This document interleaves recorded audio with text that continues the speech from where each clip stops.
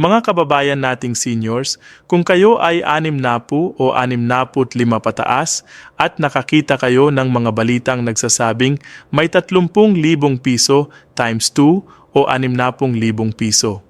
Christmas bonus na daw ilalabas ang gobyerno bago dumating ang Pasko. Sandali lang po tayo. Halika at mag-usap tayo ng masinsinan dahil ayokong mapag-iwanan kayo sa maling impormasyon na baka ikasira pa ng inyong pag-asa. Alam ko po na maraming kumakalat na mga post sa Facebook, sa grupo-grupo ng seniors na nagsasabing may malaking bonus daw, kailangan lang daw mag-register, click doon, fill up form dito at papadalhan ka raw ng instruction kung paano kunin ang pera. Pakikinig po kayo sa akin ng mabuti dahil hindi po iyan totoo. Wala pong opisyal na 30,000 piso times 2 Christmas bonus mula sa SSS, GSIS o DSWD.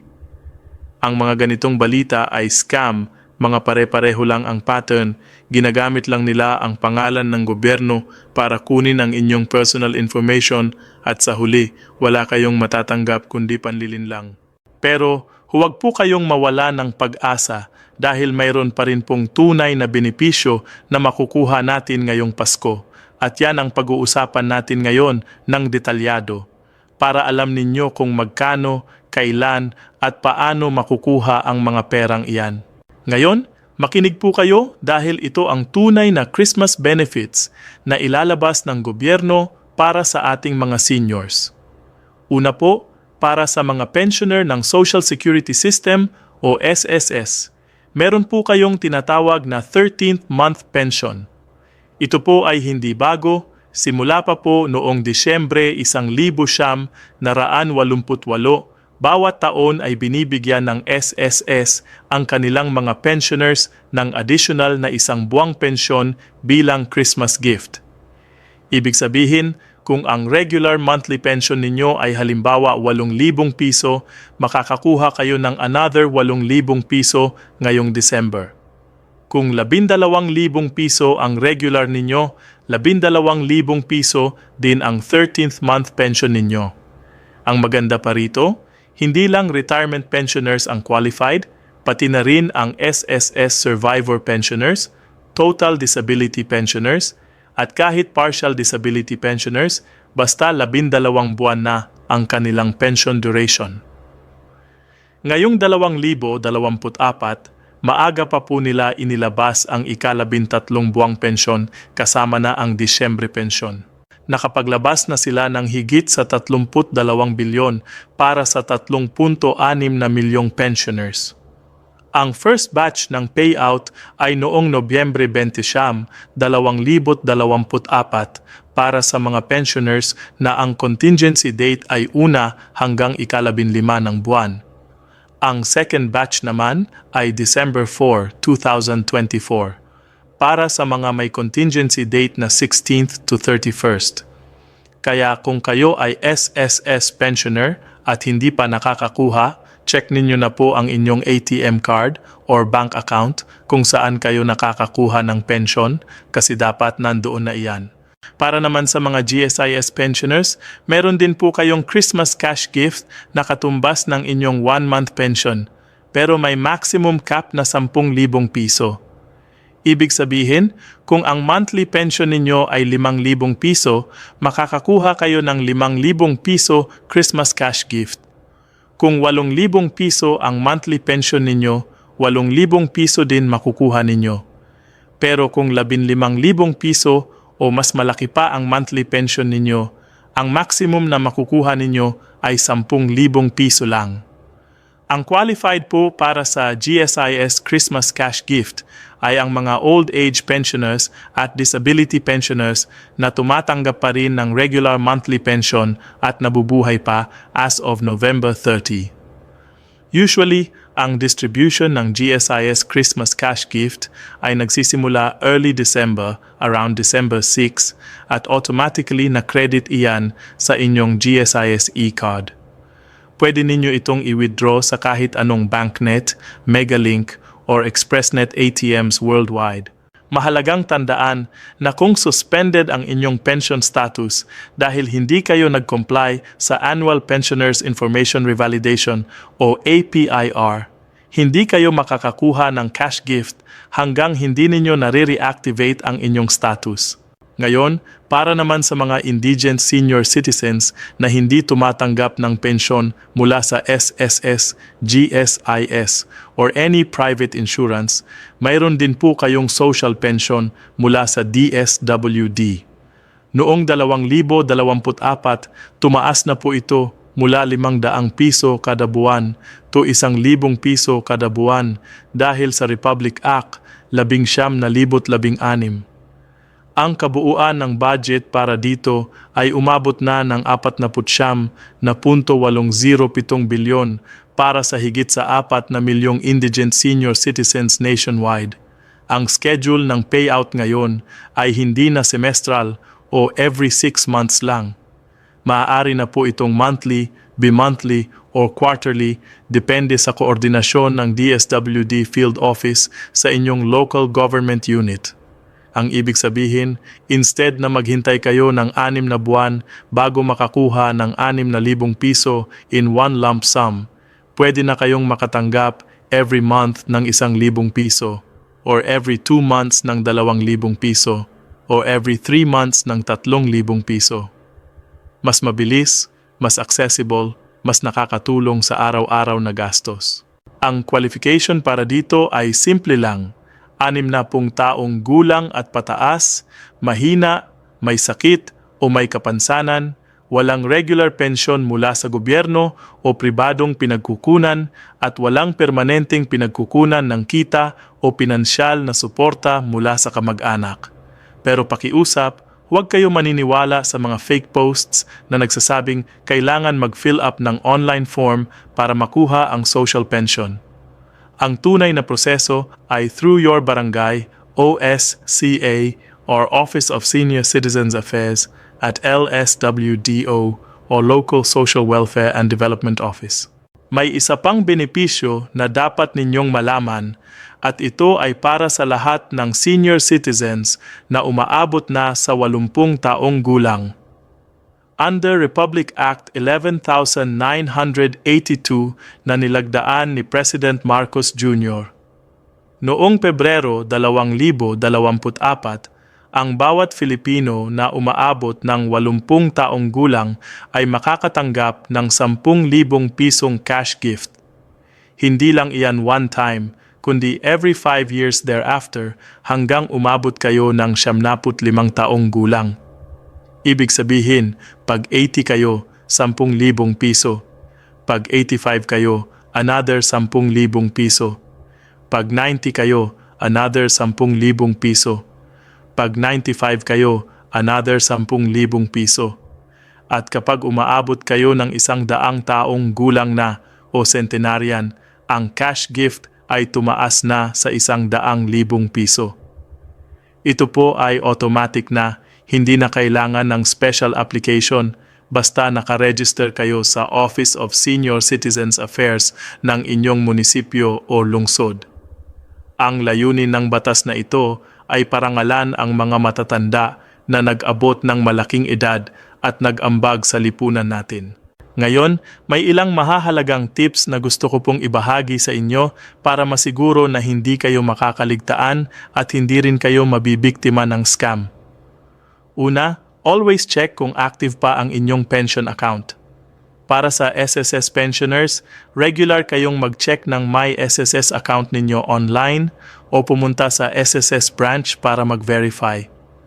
Para sa GSIS pensioners, importante na nakumpleto ninyo ang Annual Pensioners Information Revalidation o APIR every year. Kung hindi kayo nag-submit ng requirements for APIR, pwedeng masuspend ang inyong pension at hindi kayo makakakuha ng Christmas cash gift. Ang requirements para sa APIR ay simple lang. Accomplished APIR form, valid ID with signature and photo, at proof na nabubuhay pa kayo. Pwede itong isubmit online through EGSISMO portal or personal sa GSIS branch. Pangalawa, huwag kayong magtiwala sa mga random text messages, Facebook posts, or emails na nagsasabing may bonus kayo at kailangan mag-click ng link o magbigay ng personal information. Ang SSS, GSIS at DSWD ay hindi humihingi ng personal information online through unofficial channels. Lahat ng official announcements ay nasa official websites lang. sss.gov.ph, gsis.gov.ph at dswd.gov.ph. Pangatlo, kung may tanong kayo o hindi kayo sigurado, direkta kayong tumawag o pumunta sa SSS o GSIS office. Ang GSIS hotline ay 8847-4747 for Metro Manila o 1-800-8847-4747 for Globe and TM subscribers. Ang SSS naman ay may contact number sa bawat branch. Mas mabuti nang sure kayo kaysa mapeke kayo. Gusto ko ring pag-usapan ng tungkol sa mga proposed bills na kumakalat ngayon na nagpapasaring ng dagdag na benepisyo. Mayroon pong House Bill 6,673 na may tawag na Paskong Maligaya para kay Lolo't Lola Bill na ifinili ni Quezon City Representative Patrick Michael Vargas. Ang bill na ito ay naglalayong magbigay ng additional year-end bonus na 1,000 piso para sa indigent senior citizens, dagdag pa sa kanilang 1,000 piso monthly social pension na ibibigay bago ang December 25 every year. Ito po ay napakagandang balita kung sakaling maging batas na ito, pero as of now, House Bill pa lang ito. Hindi pa ito batas, ibig sabihin wala pa itong funding, wala pang implementation guidelines, at hindi pa ito pwedeng makuha ng mga seniors ngayong 2024. Ang proseso ng pagpasa ng bill sa batas ay mahabang proseso. Kailangan itong dumaan sa committee hearings, mag-undergo ng 3 readings sa House of Representatives, ipasa sa Senate, dumaan ulit sa 3 readings doon. Kung may differences, ay mag-undergo ng bicameral conference committee. Tapos kailangan pa itong pirmahan ng presidente. Kaya kahit maganda ang intention ng bill na ito, malamang ay hindi pa ito maipapatupad ngayong Pasko 2024. Pero pwede nating bantayan ito para sa future years. Ang point ko lang dito ay huwag tayong maniwala sa mga fake news na nagsasabing approved na daw ito at pwede na raw kunin. Hindi pa. Pagdating sa tax implications ng mga pension benefits na ito, magandang balita para sa inyo. Ang retirement pension mula sa SSS at GSIS ay tax-exempt under Philippine tax law. Ang ika-13 buwang pensyon ay considered din na part ng retirement benefit kaya tax-exempt din iyan. Hindi kayo lilimitahan ng withholding tax, hindi kayo kakaltasan, buo ang matatanggap ninyo. Ang social pension ng DSWD na 1,000 piso kada buwan para sa indigent seniors ay tax-exempt din dahil ito ay government assistance program para sa mahihirap. Ang cash gifts under the Centenarians Act tulad ng 10,000 piso for 80 years old and above ay tax-exempt din dahil ito ay special government grant. Kaya walang dapat ipag-alala sa tax. Lahat ng matatanggap ninyo ay pera ninyo na talaga, walang kaltas. Ngayon, para sa mga seniors na nakatanggap na ng inyong ika-13 buwang pensyon o Pasko cash gift, gusto ko kayong paalalahanan ng mga matalinong paraan ng paggamit ng perang ito. Una, maglaan kayo ng portion para sa emergency fund. Hindi natin alam kung ano ang mangyayari sa 2025, kaya maganda na may nakatabi tayong pera for medical emergencies or unexpected expenses. Pangalawa, kung may existing medications kayo or maintenance for chronic conditions tulad ng diabetes, hypertension, or heart disease, magandang bumili na kayo ng advance supply ng gamot habang may pera pa. Madalas kasi tumaas ang presyo ng gamot after New Year, kaya mas sulit kung bibili kayo ngayon. Pangatlo, kung may utang kayo sa kapitbahay, sa kamag-anak, o sa sari-sari store, magtabi kayo ng portion para mabayaran iyan. Ang peace of mind na dulot ng pagiging debt-free ay napakaganda ng pakiramdam. Pang-apat, Kung meron pa ring matitira, saka lang kayo mag-isip ng gifts para sa apo o pang Noche Buena. Hindi naman kailangan ng malaki, ang importante ay sama-sama kayo ng pamilya at may pagkain sa mesa.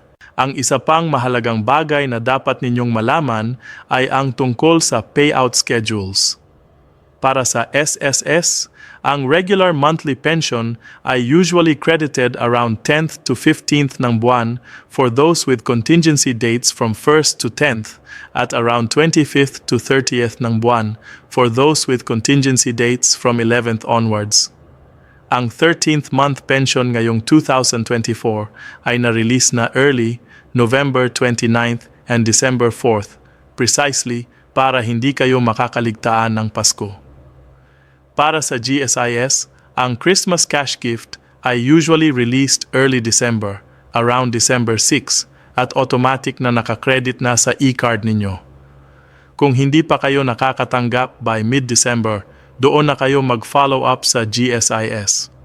Para sa DSWD Social Pension, ang schedule ay depende sa arrangement ng inyong local government unit with DSWD Field Office, pero dapat ay mas madalas na ngayon compared sa dating semestral system. Kung delayed ang inyong social pension, magtanong kayo sa inyong barangay hall or sa LSWDO kung ano ang nangyayari.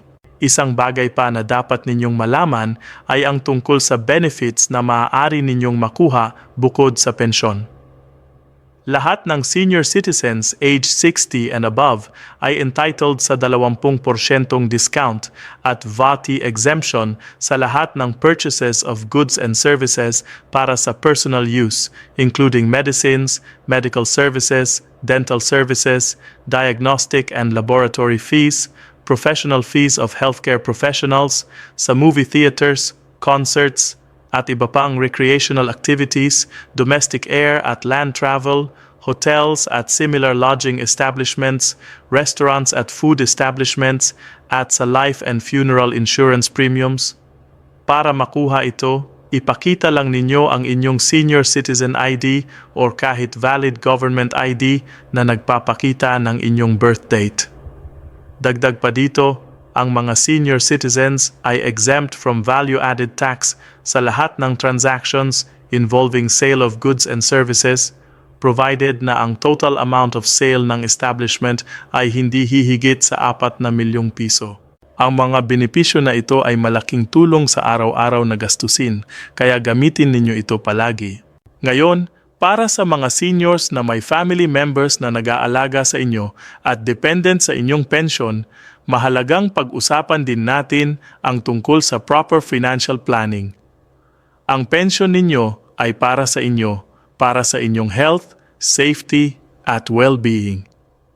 Habang natural lang na gusto ninyong tumulong sa pamilya, mag-ingat kayo sa mga sitwasyon kung saan ang entire pension ninyo ay kinukuha at hindi na naiiwanan sa inyo for your own needs. Under Republic Act 9994 o the Expanded Senior Citizens Act, may provision po na tumutukoy sa economic abuse ng seniors. Kung ang inyong pensyon ay kinukuha ng iba nang walang inyong permiso o kahit ayaw ninyo, pwede kayong lumapit sa DSWD o sa Office of Senior Citizens Affairs ng inyong munisipyo para humingi ng tulong. May mga social workers na tumutulong sa mga ganyang kaso. Ang inyong pensyon ay karapatan ninyo at dapat ginagamit iyan para sa inyong kapakanan. Sa pagtatapos, mga mahal kong seniors, ang pinakaimportante na mensahe na gusto kong iwan sa inyo ay ito. Wala pong 30,000 piso times 2 or 60,000 piso Christmas bonus na ilalabas ng gobyerno. Ang mga kumakalat na balita tungkol dito ay mga scam at pakiusap, huwag kayong maniniwala. Pero hindi ibig sabihin na wala kayong matatanggap. Ang tunay na benepisyo na makukuha ninyo ay ang inyong 13th month pension from SSS na katumbas ng inyong monthly pension, ang Christmas cash gift from GSIS na hanggang 10,000 piso, ang inyong social pension from DSWD na 1,000 piso per month at ang cash gift under the Centenarians Act kung kayo ay 80 taong gulang at higit pa. Lahat ng ito ay legitimate, opisyal at automatic na ibibigay sa inyo. Hindi kailangan ng special application, hindi kailangan ng online registration, hindi kailangan mag-click ng kung ano-anong link. Kailangan lang ninyong siguraduhin na active ang inyong accounts, updated ang inyong information, at alam ninyo kung saan at kailan kayo dapat makakakuha. Kung may tanong kayo, direkta kayong lumapit sa SSS, GSIS, o DSWD. Huwag kayong mahiya na magtanong dahil mas mabuti iyang sure kayo kaysa magkamali. At higit sa lahat, mag-ingat kayo sa mga scam at fake news. Ang gobyerno ay hindi humihingi ng personal information online through unofficial channels.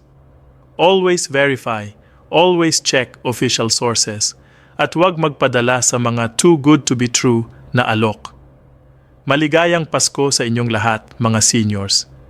Ingat kayo palagi at naway ang inyong benepisyo ay makarating sa inyo ng buo at makatulong sa inyong pangangailangan ngayong Kapaskuhan at sa darating pang mga taon.